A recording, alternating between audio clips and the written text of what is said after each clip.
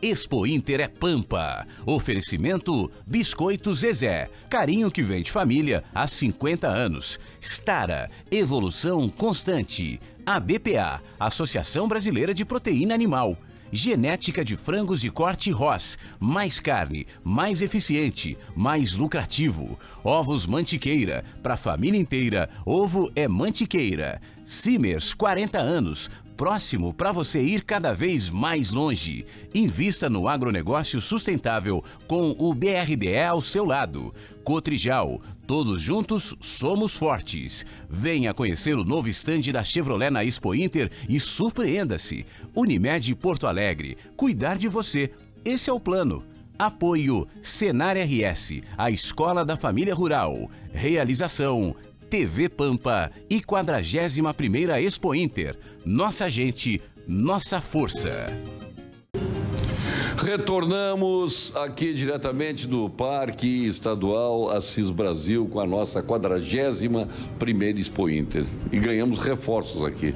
Foi o Gilmar Veloz chegar, já temos 4 reforços aqui, viu? E a peso de ouro, né, Gilmar? E ao teu lado o Gilmar Titbol. É uma das atrações aqui da feira, a nossa grande liderança aqui do Senar. Nosso... É Gilmar demais na mesa, tem que ter cuidado, né? Mas Gilmar com o Gilmar fazem zigue-zigue-zá. Né? Gilmar Titbol, prazer tê-lo aqui. Obrigado, Paulo Sérgio. Sempre é um prazer vir no seu programa e principalmente na Expo Inter, né? Já é uma tradição o Senar participar, então eu quero saudar todos os demais integrantes da mesa. E já vou dizendo, antes da tua pergunta, Paulo Sérgio, que a minha impressão da feira este ano, e eu não sei explicar nem exatamente por quê, mas a Expo Inter do ano passado, a 40ª, na minha percepção, foi uma Expo Inter pesada. Mais tensa, tensa. É. Este ano não. A crise estava afetando as pessoas. Exato, por alguma razão. E eu não saberia nem explicar. Estão anestesiadas ou a crise está desaparecendo? Ou está todo mundo anestesiado? Não sei, exato, mas é uma sensação parece que de esperança nas pessoas. É uma questão mais de pele, assim, sabe? Não sei nem dizer exatamente, não sei nem se nós temos um cenário para ter esperanças. Mas eu acho que talvez as pessoas, as instituições, os expositores estejam tão cansados, né, do que vem acontecendo no país nos últimos anos, que estão olhando para frente e pensando, bom, eu acho que alguma coisa boa terá que vir. Nós estamos não apenas necessitando, mas acreditando que isso vai acontecer. Então a feira me parece que está, não sei o resultado das comercializações e não é isso que estou me referindo. O Banco do Brasil antes disse que eu estou me referindo a uma sensação. O ano passado já comercializou até ontem de manhã 570 milhões, só o Banco do Brasil. O Sicredi teve aqui também, disse que os números foram... A agricultura familiar 190 milhões. A agricultura familiar aumentou 50%, foi muito expressivo. Com o aumento também da área, né? Sim. É que a agricultura familiar também tinha uma base não muito alta, né? Então, isso, claro. Mas já cresceu e é representativo. Exato. Isso, né? Os animais também, as vendas também cresceram. Né? Vamos ver as máquinas agora como se portam. Vamos ver. Mas a verdade é que, parafraseando, né, tem algo no ar além dos aviões de carreira e me parece que é algo bom. Ah, é? Eu vou te perguntar qual é o algo bom. Eu já imagino qual é a tua resposta. É a sensação que eu sinto na feira, isso que estou dizendo. Sensação das pessoas, enfim, né? Como eu digo, não sei nem exatamente explicar como, mas as pessoas estão com alguma esperança especial. Então vai me dizer que a esperança venceu o medo de novo. Essa aí já foi dita, hein? A esperança venceu o medo e a corrupção venceu a esperança. Pois é.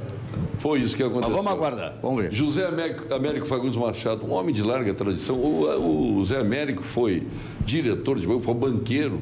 O Zé Américo também no agronegócio tem uma posição importante. Aliás, vem de família, né? Porque o irmão dele foi secretário da Agricultura. Ele te antecedeu ou todo... Não, eu estive com o João Carlos Machado os 4 anos do governo da IEDA, ele como... 3 anos e pouco. Ele como secretário da Agricultura e eu como secretário adjunto. Quando o João Carlos saiu, em 2010, no início de 2010, eu assumi como secretário titular, né, até o final do governo. E jogavam por música os dois, viu? Sim. José Américo, prazer tê-lo aqui, José Américo. O prazer é meu, Paulo. Tu continua gremistão, assim? Sim, claro. Apesar de que o nosso time aqui já fez uma encomenda para o Gilmar, um centroavante para o Grêmio. O que tu encomendaria para o Gilmar Veloz? Desde que não seja o Guerreiro, qualquer um outro serve. O Paulinho... Mas é bandido, hein, Gilmar? Pelo amor de Deus. É uma alegria participar aqui do seu programa e com pessoas tão ilustres. Espero poder colaborar de alguma forma. Perfeito. Nós temos aqui o Dirceu, da Água Itati, que é presidente também da Associação Gaúcha do... Envasadores de água mineral. Pega o microfone, então, Desculpe, a falta de costume. Agedan. Isso. Associação Gaúcha... Dos Envasadores de água mineral. Envasadores de água mineral, que a água mineral dele é excelente. Gilberto Schwartz. Quanto tempo falta para terminar o programa? Não vai se discutir o que aconteceu ontem no Tribunal Superior Eleitoral? Esse fato que aconteceu ontem à noite. Mas alguém não tinha será discutido dúvida, nessa. A única coisa que surpreendeu foi o voto de Fachin. Mas eu imaginei que esse tema, de alguma forma, fosse aparecer nessa mesa tão ilustre. Bom, tu quer colocar o tema? Aqui nós não temos o programa. Ou esse fato vai passar desapercebido. O programa não tem pauta. Quem faz a pauta são os senhores. Até porque cabe recurso no STF. A novela não terminou ainda. Ele já propôs pauta de futebol, ele já trouxe várias pautas aqui no Executivo. Não vai acontecer essa, tu propôs as outras. A não ser que o gelo lá do Ártico tenha congelado a discussão sobre o TSE ontem à noite. O Rafael de Camelli, o nosso secretário de Modernização e Administração de Recursos Humanos do Governo do Estado. Rafael, tu só deu um bom dia aqui, se concentrou no gelo do Quinop lá? Surfa nessa onda que eu falei agora. Agora nós estamos num momento aí de campanha, você sabe, então eu tenho preferido ficar de ouvinte. Censurados. Eu tenho Depois preferido que não ficar tem de censura ouvinte. no Brasil. Agora, já que o meu amigo aqui, o doutor Gilberto, fez aí uma provocação, eu acho que, na realidade, as coisas não me surpreenderam muito, porque eu acho que as atitudes têm sido representativas do que eles têm feito aí nos últimos meses, né? Eu acho que a gente não pode esperar muita coisa lá do Supremo Tribunal, infelizmente, porque o que a gente fica é sempre temeroso do que pode acontecer. Eu diria que é o sinônimo que me vem à cabeça, assim, é temor, entendeu? Essas coisas, enquanto tiver essa modalidade de escolha dos juízes do Supremo, as coisas vão ser complicadas. Onde foi o TSE e ninguém viu surpresa nenhuma, todo mundo sabia que o Lula não ia ser candidato, ou alguém imaginava, pensava, isso tudo era jogada que o PT estava fazendo para colocar o nome dele, daqui a pouco transferir os votos, daqui a pouco manter o nome dele nas urnas eletrônicas, era isso, era uma jogada. Todo mundo sabia que não seria candidato. Não houve surpresa nenhuma. A surpresa foi o voto de Fachin, foi a única coisa que me surpreendeu. Verdade. Mas a gente sempre fica com o coração na mão, ultimamente, com o que tem acontecido. Essa não é a minha é possível. sensação. Essa aí não tem coração na mão. Isso não tinha. Difícil, é difícil. Olha aqui, nem que se rezasse para todos os santos, tivesse a adesão do Papai Velho lá de Riba e tal, isso não aconteceria. Eu não sei se vocês concordam comigo, hein, Gilmar?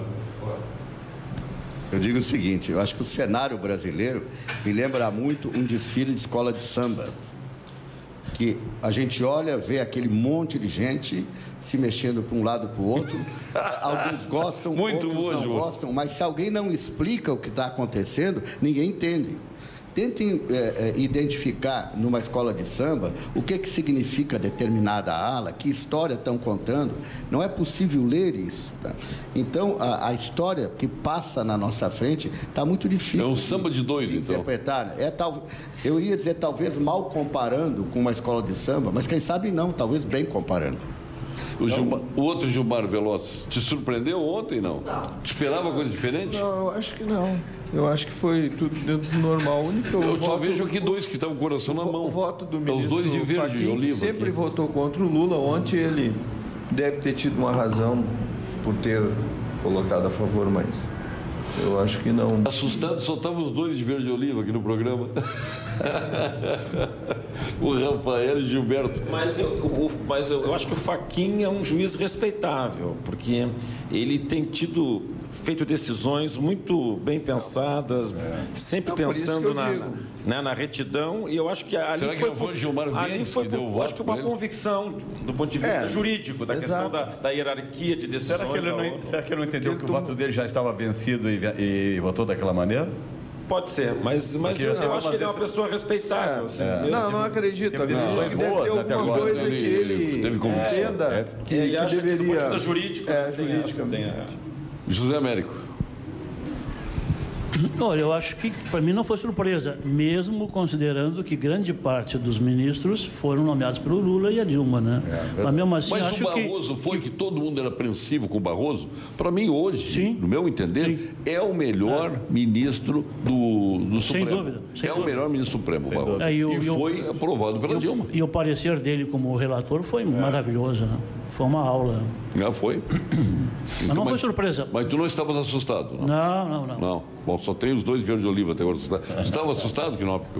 Quando falo em política, eu estou sempre assustado, para falar a verdade, né? Hoje em dia a gente está num cenário em que a gente não sabe o que esperar muito dos nossos governantes, nossos políticos, né? Então, sempre que acontece alguma coisa, seja em Supremo, seja em Câmara de Deputados, no Senado, eu estou sempre um pouquinho receioso, né? Então, sempre espero para ver o que vai acontecer de fato, sem ter muita expectativa sobre o resultado, não. Gilmar Tito, nós estamos chegando aí no último dia da Expo Inter, mas sempre é importante que a gente fale das atrações do Senar, né? Até porque teremos público hoje e amanhã ainda. Exato. Olha, eu destaco, todos os anos nós temos uma atuação mais técnica dentro do pavilhão dos ovinos e bovinos, com instrutores nossos trabalhando com animais, enfim, mostrando técnicas mais modernas de manejo e condução, e fizemos isso esse ano ali, até com algumas pequenas palestras sobre bovinocultura de corte, e destacando principalmente um programa que foi criado pelo saudoso presidente Esperotto, quando a soja começou a entrar na metade sul do estado. Havia uma preocupação: o que vai acontecer com os melhores campos, onde está um gado de qualidade muito diferenciada dentro do país, um gado de raças britânicas. E foi o Esperotto que perguntou: e agora, o que vai acontecer? De onde que virão os terneiros? E esta frase acabou sendo o nome do seminário que nós fizemos durante alguns anos e continuamos fazendo, né? Levando algumas informações técnicas para os pecuaristas de como conviver com a soja sem perder a qualidade do rebanho, a qualidade da genética, enfim, mantendo tudo aquilo que nós tínhamos antes. E isso nós estamos trabalhando aqui no pavilhão dos ovinos e bovinos. Mas eu quero destacar a outra participação do Senar no pavilhão internacional, no programa que nós temos com a Federação da Agricultura e com o SEBRAE, que se chama Juntos para Competir, que tem vários anos de existência, e ali nós estamos tratando de 3 cadeias: a carne, soja e vinho. Mas um destaque especial nesse stand são as pequenas empresas de inovação tecnológica, as chamadas startups, que estão ali participando diariamente, várias startups, mostrando inovação tecnológica para o campo, e isto é um diferencial importante, porque às vezes são soluções aparentemente simples, mas que mudam completamente algumas situações, algum problema específico, porque esta é a característica da startup, né? Eu tenho um problema pontual para resolver, a startup vai lá e cria uma solução tecnológica para isso. Então, esse é um diferencial importante neste ano. O stand está muito bom, muito bonito, mas eu destacaria esta questão das startups lá no stand Juntos para Competir. José Américo, tu que vivesse Expo Inter durante muito tempo, né? Agora não tens vindo tanto, mas nossa Expo Inter naquele tempo, né? Quando a gente estava no Unibanco ainda. A gente passava a semana toda aqui. Passava a semana toda aqui com barro até o joelho, né? Naquela época, eu estou falando da década de 70. Hoje continua ainda. Na década de 70. Não tem não. Hoje o parque está muito bem cuidado. Não, Paulo, eu acho que a impressão que me dá da Expo Inter é uma coisa que me faz cada vez mais acreditar no Brasil. Porque vocês vejam a exuberância, a pujança dessa feira, que mostra que no que diz respeito à iniciativa privada, o Brasil vai bem, né? Tem iniciativas, tem empreendedores, tem gente competente. O que nos atrasa são os governos, né? Que são perdulários, péssimos gestores, gastam mais do que recebem em coisas desnecessárias, não aplicam naqueles que realmente, naquilo que poderia contribuir para o crescimento do país.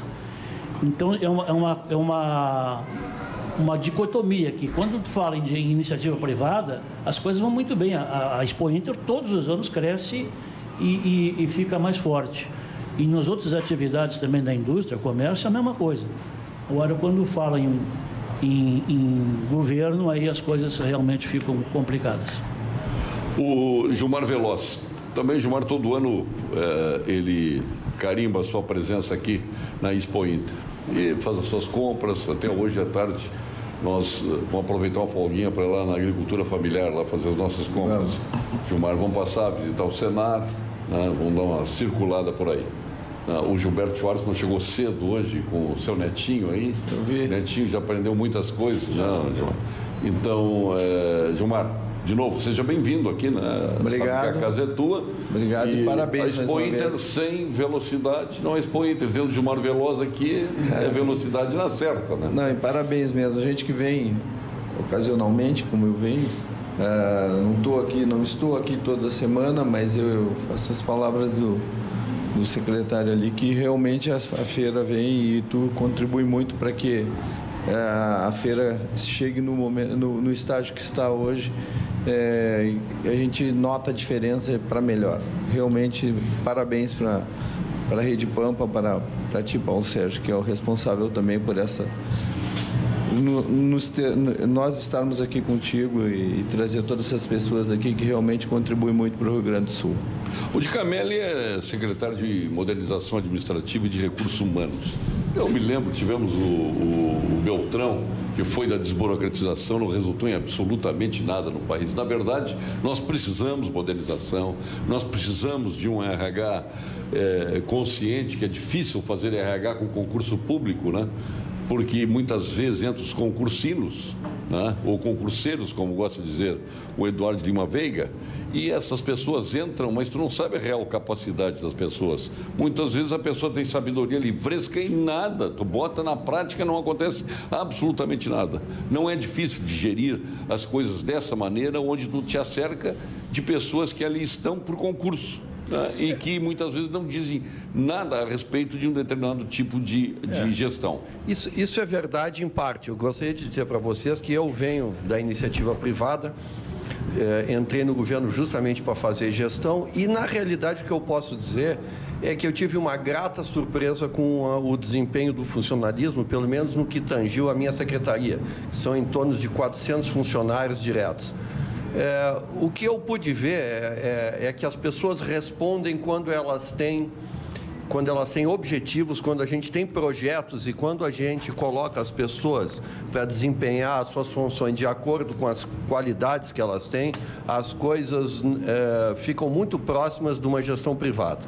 Porque eu acho que a coisa funciona como motivação. A primeira coisa que eu fiz quando eu cheguei na secretaria foi dizer para as pessoas: vocês não trabalham para mim nem para o governador, vocês trabalham para as pessoas que estão em casa e para a própria família de vocês.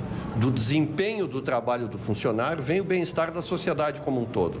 E eu tive uma grata surpresa em questões de desempenho. Tanto é que nós fizemos algumas pesquisas até de clima, e elas foram, depois de um tempo que se colocou novos projetos e novas tecnologias, a gente viu que o clima de trabalho, a pesquisa de clima, foi muito parecido com o desempenho de empresas privadas e de multinacionais. Então, é muito uma questão de motivação e as pessoas perceberem que o trabalho delas está dando resultado. Nós conseguimos investir muito dinheiro em TI, porque muitas vezes tem dinheiro e não tem projeto, então nós conseguimos investir quase 10 milhões de dólares em tecnologia da informação. Hoje, a Secretaria de Administração do Estado é a mais avançada do país, segundo o BIRD, que fez os investimentos. E as pessoas responderam, porque a qualificação do nosso povo aqui no Rio Grande do Sul é muito grande. Então, se a gente bota essas pessoas com um objetivo e dentro de um processo de desempenho, elas desempenham muito bem. Eu estou muito satisfeito com o desempenho, se conseguiu fazer coisas, inovações. Por exemplo, nós estamos fazendo permutas imobiliárias, que é uma coisa que o governo federal só conseguiu fazer 2 anos depois de nós, começamos aqui, pegar imóveis inservíveis aí, fazer permutas, construir em presídios, investir em segurança pública. A gente com criatividade, sem dinheiro, consegue fazer. Mas, como tu estava falando em RH, tem que se conhecer RH. Até 1 ano atrás, por exemplo, o recadastramento dos funcionários era presencial, pessoas tinham que deslocar do interior para fazer o recadastramento anual, para dar suas novas informações, os cursos, tudo. Hoje tudo é feito pela web, então, quer dizer, tudo mudou. E funcionário fantasma ainda existe? Não, muito pouco. Hoje nós temos um funcionalismo na mão, porque nós temos um BI privado que cruza todos os dados das informações baseados na base de dados da Fazenda. Então, eu hoje, em 20 segundos, eu pergunto, por exemplo, quantos engenheiros mecânicos com pós-graduação em alguma coisa eu tenho no Estado? 20 segundos depois eu tenho. Isso levava 1 semana para descobrir até 1 ano atrás. Então, quer dizer, informação é gestão. Quando se tem informação, se faz gestão. E se faz sem dinheiro. A gente tem que ter criatividade e trabalhar dentro das possibilidades que a gente tem. Alexandre Knopf, está com frio, Alexandre?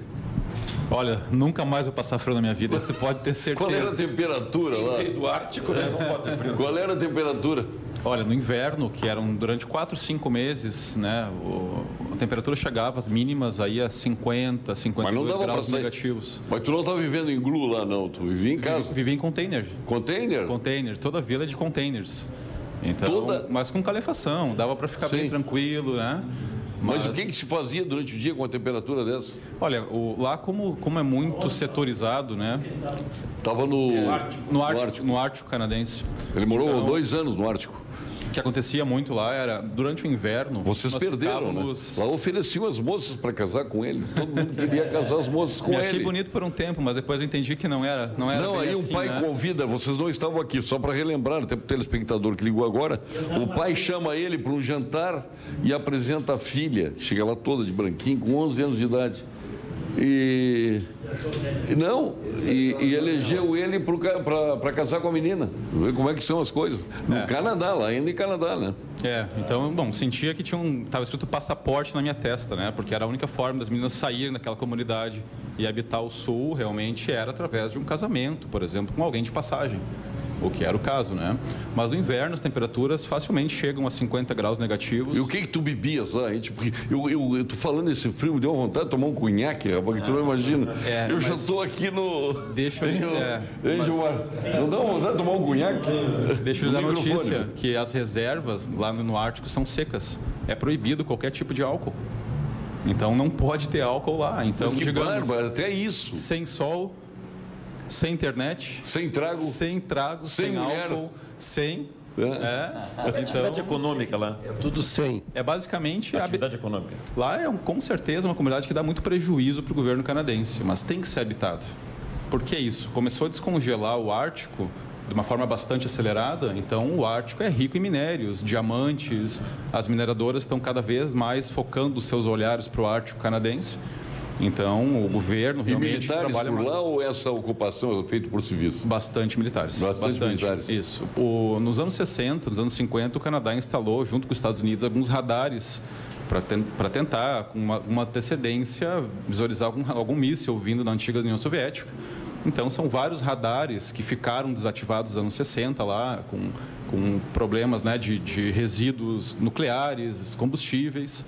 Então, o meu trabalho era tanto para fazer remediação ambiental desses locais, trabalhar com projeto e execução de aeroportos, aterros sanitários, materiais bélicos, materiais comuns, né, residuais. Mas, de tudo isso, né, digamos, no inverno nós fazíamos projeto. Era a época de realmente sentar, fazer projeto e tudo mais, porque nós tínhamos um grande problema de logística lá. Logística era, o navio vem uma vez por ano para trazer tudo que eu preciso para a obra para os próximos 12 meses. Se faltou um saco de cimento, aí eu vou ter que mandar vir de avião. Aí imagina o custo para conseguir qualquer material lá fora de época. A questão de energia, como é que é lá? É tudo com geradores a diesel. Uma vez... Solar, nada? Nada, muito pouco. A insolação lá é muito pequena, né? E nem eólica? Não, também não. Também não? Não, porque a parte solar lá se fica 4 a 5 meses por ano sem sol. E aí ficam 4 meses em média de sol de 24 horas. Então, para mim, assim, temperatura foi tranquilo, não teve nenhum grande problema. O problema foi excesso de sol no verão e a falta de sol no inverno, porque eu olhava para fora, 4 horas da manhã, 3 da manhã e o sol rachando, né? O sol só fica girando no céu e não se põe nunca. Então, eu não consegui dormir. Foi aí que eu engordei num ano 22 quilos. Então, assim, eu tive uma dificuldade grande com isso. Então, foi nem temperatura nem nada. Foi Mas realmente quando veio para cá, tu emagreceu quanto? No inverno, no inverno que veio depois, já acabei emagrecendo. Então, aí agora já voltei o peso original aí, né? Tem petróleo nessa região? Do meu conhecimento, não. Não tem muito atividade fóssil lá, na verdade, por causa do gelo, né? Mas minério assim, as minas realmente são o grande desenvolvimento do Ártico hoje é a parte de diamante, realmente, né? Bastante minério de ferro. Ontem eu dei parabéns pro reitor da Fivari pela gestão da empresa. E eu, como canoense hoje, quero aproveitar a oportunidade e laçalista também. Me criei dentro do La Salle com o antigo Colégio São José, antigo pra caramba. Então, seja bem-vindo nessa nova gestão e eu, como canoense, fico muito feliz por ter uma universidade do tamanho do La Salle. Fica bem pertinho da casa da minha mãe, perto do conjunto comercial. Então, meu filho, agradecer até, inclusive, o próprio La Salle, se formou na UBRA, em administração e agora está fazendo psicologia também. E ganhou um desconto de 30%. Então, o Coronel Amorim há pouco tempo estava falando também aqui, e acho que ele esqueceu de falar, que os brigadianos ganham um desconto de 50%. 50%. Sabe disso? Não sabia, não sabia. Ele falou para mim agora. Eles ganham desconto para estudar. Que interessante 50%. Né? E eu aproveitei esse gancho para falar para todo mundo aqui. Né? Eu tenho uma curiosidade de saber, as pessoas que trabalham em condições lá, nesse local, em condições tão adversas, e isso deve abatê-las de alguma forma, do ponto de vista psicológico, né? Tem algum acompanhamento psicológico dessas pessoas para que não enlouqueçam um lugar desses? Olha, não tem. Não tem mesmo. A infraestrutura que se tem em termos de pessoas, em termos de tudo, é muito precário ainda. E realmente a maior causa de morte nas regiões do Ártico é suicídio. Não tenha sombra de dúvidas. Imaginei que... A população é restrita. Então, imagina viver num local em que se tem lá 100, 200 pessoas de convívio, em que não se tem nada além de caça, de pesca ou de um convívio muito restrito entre as pessoas. Então, as pessoas ficam numa situação difícil. Para quem vem do Sul, a maior dificuldade é realmente com o sol, ou o excesso ou a falta dele. Mas está todo mundo te ouvindo e todo mundo, a história da inveja branca, não, te invejando. Eu gostaria de passar por uma experiência dessa. Hein? O Gilberto, eu conheço o Gilberto no olhar. Eu também sei que tu passaria... Fiquei muito curioso, né? É verdade. E o urso polar? Te visitou alguma vez algum urso polar? Não? Sim. Tive o prazer aí de conseguir ver algumas vezes ursos polares, mas algo curioso que se tem nessas comunidades, elas são sempre de frente, uma das divisas da comunidade é o mar. Então, a comunidade coloca cães ao redor, faz um cinturão de cães ao redor da cidade, em caso de avisar de qualquer coisa. Então, se é avistado um urso polar, os cães avisam. E eles estão muito ameaçados com essa alteração climática agora lá? Bastante. Cada vez mais, eles vão mais e mais ao sul para tentar buscar alimento e cada vez mais existem aqueles caçadores americanos. Que tipo de cão tem lá? É muito parecido com esse nosso husky siberiano, né? Sim. São aqueles cães bastante peludos, de olhos azuis, lindos, né? Então, são os que realmente nos ajudam a gente a se locomover durante o inverno. Carne de gado vocês não enxergam lá? Ah, não. Então, na Expo Inter ele está se divertindo. Ângulos lá, né? Os cães são os gansos sinaleiros, né? Sim, o que se tem muito lá é caribu, que é parecido com uma ovelha, muito parecido, né, com a nossa ovelha aqui. Mas de boa resto, carne. Assim, olha, é diferente. É gosto de carne de caça. É uma carne que eles usam... Eles comem muito carne crua, né? Sim. Até que o doutor estava comentando, né? Falando sobre isso. Não dá para perguntar se a carne é fresca, vai ser sempre fresca. Sempre fresca. Então, se comia muito... Eu tive um problema muito grande com vitamina A.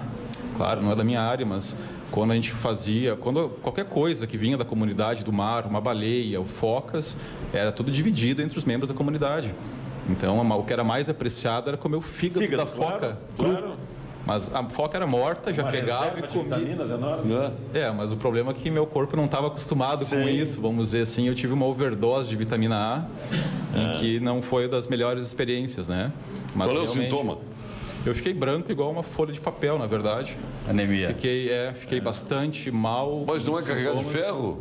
Não é ferro, são vitaminas. Não, estou perguntando, a alimentação lá não tem uma base de ferro, não?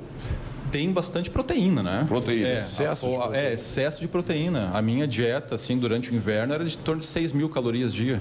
6 mil calorias? 6 mil calorias dia. Se comia muito... Por isso tu engordou 22 quilos. Sim, proteína e gordura, né? Proteína e gordura. Se comia muito a gordura de baleia, né? Mas sabe, a gente sabe se a comida era boa ou ruim. Tu sente saudades dessa alimentação? Olha... Tu diz, me deu vontade de comer. Às vezes, fígado cru de foca é difícil, hein? E é doce. Essa é a pior parte. Põe aquele negócio na boca, acho que vai ter um gosto, é outro, né? O negócio, fígado? O fígado é doce. Sim, por causa tem glicogênio, tem açúcar, né? Então, uma reserva de açúcar. É extremamente doce, né? Claro. Carne de baleia, sim, a carne mesmo é doce. No fígado. Então, realmente, algumas coisas que eu sinto falta, outras não, né? Eu tinha um total desapego a tecnologias, por mais de ser pesquisador, né? Mas... engenheiro, né? Engenheiro. Tu és engenheiro civil e ambiental. Eu sou engenheiro civil, com mestrado em engenharia ambiental e doutorado em engenharia de Minas e engenharia civil. Então, sempre procurei a resposta de uma área no conhecimento da outra, né? E sempre deu certo, sempre, né? Porém, algumas coisas deixam saudades, mas o convívio com o ser humano é uma coisa complicada lá, né? E tu já tem algum aluno para mandar para lá? Para manter a tua ligação científica? Para o Ártico ainda não consegui voluntários, né? O La Salle é uma universidade que tem 80 países ao longo do mundo. Então, a gente tem aí alunos em vários países. Inclusive, eu sou professor agora de, acho que são 12 ou 13 alunos franceses que estão aqui estudando conosco. Mas para o Ártico mesmo, ainda de voltar aquelas condições lá, ainda não encontrei ninguém. Não. Só na Expo Inter para discutir o Ártico, nessa manhã de chuva, Tudo é possível. Né? Só na Pampa. O que te levou a escolher ir para essa experiência lá? Sabe que eu sempre fui muito precoce, né? Me formei com 20 para 21 anos, com 26 para 27 anos eu era doutor. Então, eu sempre procurei aquele além, né? Então, quando eu estive no Canadá para fazer doutorado sanduíche lá pela Universidade de Winnipeg, em Manitoba, o professor lá, eu ficava virando noite em laboratórios, onde conseguia me envolver em projetos de pesquisa de todo mundo, eu acabava me envolvendo. Tinha um colchonete meu no laboratório lá da universidade. Passava noites e noites dentro da universidade, né? Então, quando esse professor resolveu fundar uma empresa de consultoria para prestar serviços para o governo federal e para as províncias, e ele me convidou para ir para o Ártico, olha, eu não pensei duas vezes. Não pensei, eu realmente fui. Né? Porém, o que eu acabei vendo ao longo dos anos? Eu estava ficando tão especialista em solos congelados e calota polar e condições climáticas que eu pensei, olha, se eu não voltar para o Brasil e dar um tempo nessa formação, eu vou ficar totalmente obsoleto no Brasil. Vou fazer o que no Brasil? Sendo um especialista em gelo, em solos congelados. E aí foi que no meu retorno para o Brasil, né, trabalhei logo que eu voltei no Centro Universitário Metodista, o IPA, ali de Porto Alegre. E quando veio o convite do La Salle, eu não perguntei o salário. Porque o La Salle, eu só sou quem sou hoje graças ao La Salle, que me deu uma bolsa de estudos quando eu morava no interior de Carazinho, em 1986. Onde tu morava no interior de Carazinho? Meu pai é de Xadrez, que é o interior de Carazinho ali, né? Minha família toda do interior. Teu pai é do xadrez, e o Lula tá no xadrez. Pois é. Então ali, Coqueiros do Sul, aquela região ali de interior de Carazinho. Então, em 1986, eu consegui uma ajuda de custo para estudar no La Salle e consegui, né, graças a esse estudo diferenciado que sempre teve no La Salle, consegui aí fazer minha graduação, depois mestrado, doutorado e depois como coordenador, não pensei duas vezes. Alexandre Knop, nós assinamos um contrato aqui, promovemos a assinatura do contrato do nosso BRDE com o La Salle, que foi um momento muito interessante aqui na Casa da Pampa, nessa Expo Inter. Então, parabéns aí, nós vamos promover um seminário agora em novembro, que nós vamos tratar de sustentabilidade. Obviamente, tu estarás dentro desse projeto aí que a gente estará fazendo. Coisa interessante, ele recebeu uma oportunidade e ele se transformou nessa pessoa maravilhosa que a gente está vendo que está aqui na nossa frente. Imagina se os brasileiros tivessem mais oportunidades, né? Vê o filho do Gilmar, onde anda? Quem sabe as eleições vão nos ajudar, hein? Quem sabe? Onde anda o Gilmarzinho? Meu filho começou na URGS, em economia, mas aí infelizmente não tinha cadeira para sentar, uma série de coisas. Ele se frustrou, aplicou em Notre Dame, nos Estados Unidos, e está em Notre Dame estudando administração e business. E já vai agora ficar 6 meses em Londres, que ele aplicou também e foi aceito. Então, vou trazer experiências aqui. Por exemplo, Gilmar, tu tá com a filha morando na Austrália. Eu tenho 2 filhos a minha filha tem cidadania australiana, ela está lá há 19 anos. O meu outro filho formou-se na URGS em Ciência da Computação, trabalhou 10 anos na área e resolveu ir para lá também. No dia 8 de agosto ele se mudou para lá, já com o visto de residência permanente, que se transforma em cidadania australiana no momento que ele quiser, né? E, enfim, foram 2 filhos meus que foram procurar oportunidades fora do país, né? E eu confesso a vocês, eu não insisto para que eles voltem. Tá certo. Eu acho que todos têm experiência aqui também com os filhos, né? Fora daqui. É verdade, também. Posso pedir um chá? Comecei uma casa democrática, eu queria aproveitar, inclusive, a presença do deputado Rafael. Secretário. Mas poderá ser deputado na outra eleição, que nessa ele não é candidato. Aliás, ele tem uma cara de deputado, mas dos honestos, tá? Vou deixar claro. E em nome da Associação dos Invasadores de Água Mineral, fazer uma reivindicação para o governo do Estado. O nosso produto, água mineral, é sazonal. Vocês imaginam, essa chuva aí vender água mineral é complicado. É bem diferente do Nordeste. Eu adoro as praias de Santa Catarina, mas também a política de Santa Catarina está um pouquinho diferente da nossa. Se vocês terem uma ideia, hoje a água mineral lá paga 7% de ICM. Nós aqui no estado nós pagamos 18% de ICM. Então, o que nós estamos pleiteando junto com o governador do estado, até a questão do selo fiscal, o governo já assinou o projeto de lei, vai passar agora pela Assembleia Legislativa, mas nossa pauta principal é tentarmos com o próximo governo, ou ainda com esse governo, nós temos um deputado, que eu não vou falar o nome dele aqui, porque não acho que o espaço é meio... Se ele for candidato, não dá, né? Exatamente. Mas ele está nos dando uma força, mas tem outros que estão dando força também. E a ideia é colocar água mineral como alimento na cesta básica. Que eu acho que... Essa questão tributária é uma questão complicada, se discute muito isso, essa guerra fiscal no Brasil, tudo isso. Sim. Eu acho que nós temos muita coisa para mudar. Se falou aqui muito o próprio Paulo Sérgio falou a questão do funcionário público. Na realidade, o que nós temos que mexer profundamente nessa questão toda de processos, de legislações e equalizar tudo isso para que, na realidade, as competências se sobreponham às leis, né? Isso é o que funciona. Quer dizer, cada vez mais privatizar operações e deixar a iniciativa privada competir. No seu caso, a gente sabe, a questão da logística é uma das coisas que mais afeta o seu custo, né?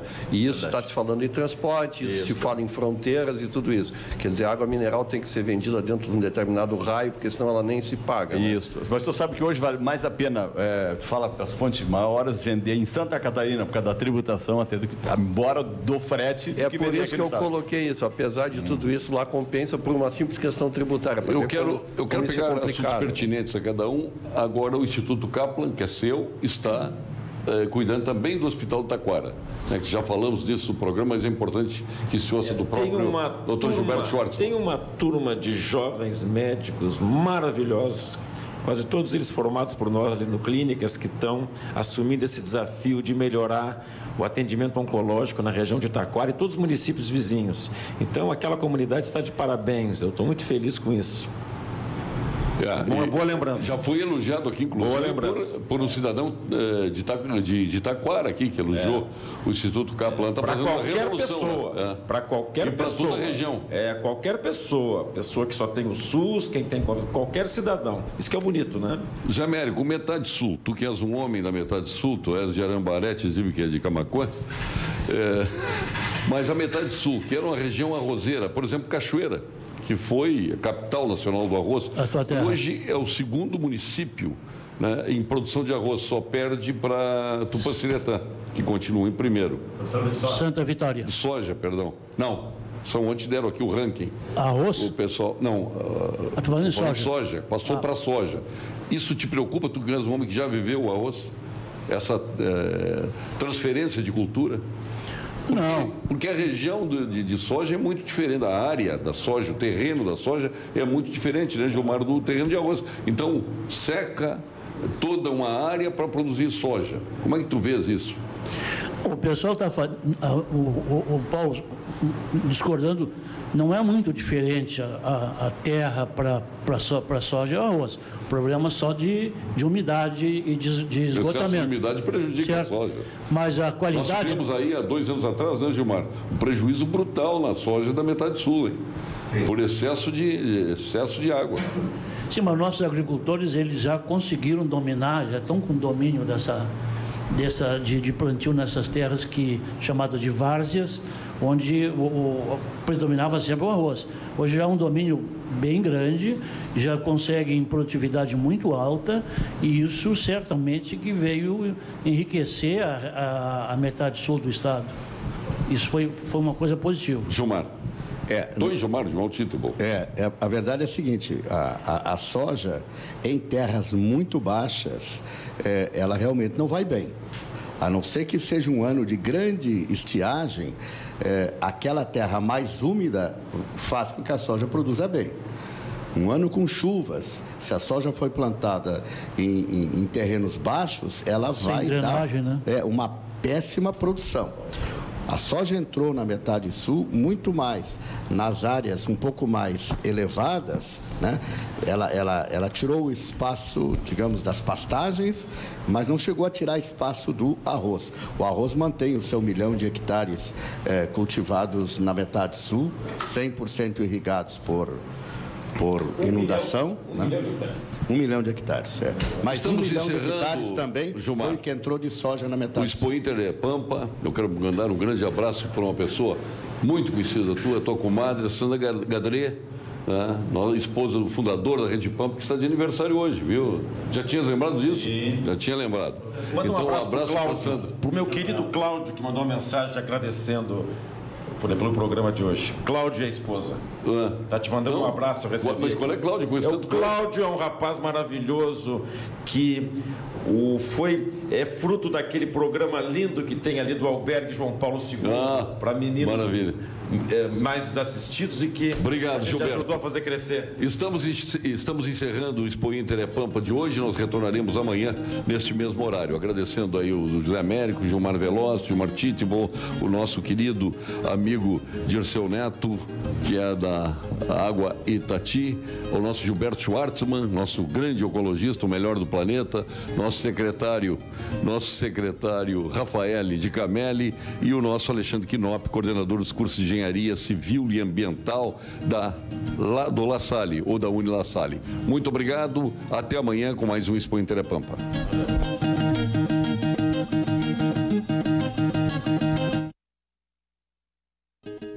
Expo Inter Pampa. Oferecimento Biscoito Zezé. Carinho que vem de família há 50 anos. Stara, evolução constante. ABPA, Associação Brasileira de Proteína Animal. Genética de frangos de corte Ross. Mais carne, mais eficiente, mais lucrativo. Ovos Mantiqueira. Para a família inteira, ovo é Mantiqueira. Simers, 40 anos. Próximo para você ir cada vez mais longe. Invista no agronegócio sustentável com o BRDE ao seu lado. Cotrijal, todos juntos somos fortes. Venha conhecer o novo estande da Chevrolet na Expo Inter e surpreenda-se. Unimed Porto Alegre, cuidar de você. Esse é o plano. Apoio Senar RS, a escola da família rural. Realização TV Pampa e 41ª Expo Inter. Nossa gente, nossa força.